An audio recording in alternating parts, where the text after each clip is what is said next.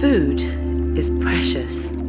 Our earliest ancestors shared food and ate together, and memories are still created around dinner tables. The good news is that we already produce enough food to feed everyone on the planet. We even grow enough food right now to feed everyone born by 2050, so there's plenty of food to go around. But instead, a third of that food currently goes to waste and rots while over 1 billion people go hungry.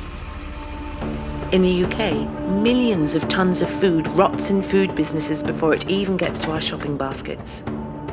Our current system tries to solve global hunger by growing more and more food, in the process cutting down trees and pumping out greenhouse gases, even though so much of our land is wasted through growing food that's thrown away. How did we design a system to be so broken? And more importantly, how can we fix it?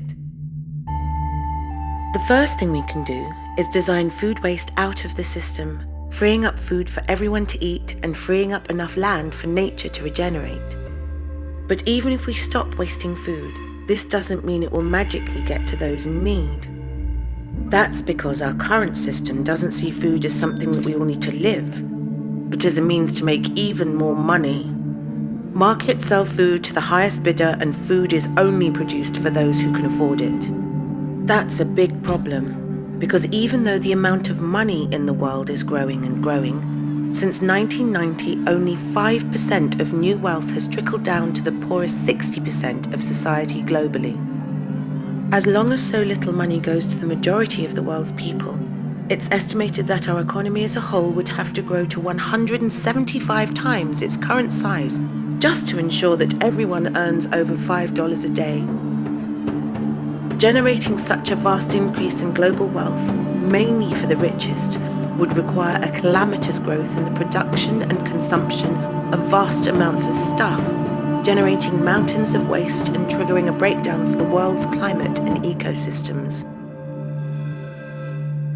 As long as wealth is shared so unfairly, we're left with this impossible choice between never putting an end to global poverty or producing so much that the world collapses under the strain.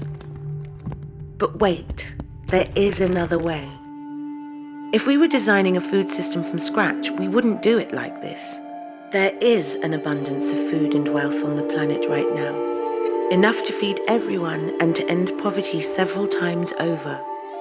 We just need to 1. Stop wasting what we do have, and 2. Share the abundance we have more equally.